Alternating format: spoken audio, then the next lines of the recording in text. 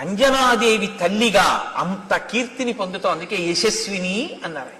అమ్మా, అటువంటి బిడ్డని కడుపున పుట్టబోతున్నాడు. ఆవిడ చాలా సంతోషించి ఒక వానరాన్ని ఒక గుహలో ప్రసవించింది. నేను మీకు మనవి చేశాను ఉత్తర కాండలోంచి.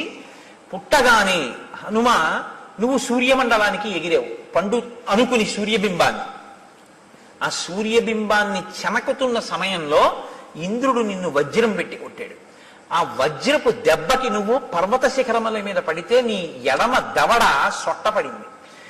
తన వజ్రాయుధపు దెబ్బ చేత సొట్టలు పడినటువంటి హనువులు అంటే ఆ దవడలు కలిగిన వాడివి కాబట్టి నిన్ను తన గౌరవార్థం హనుమా అని పిలుస్తారు అని ఆనాడు ఇంద్రుడు అన్నాడు.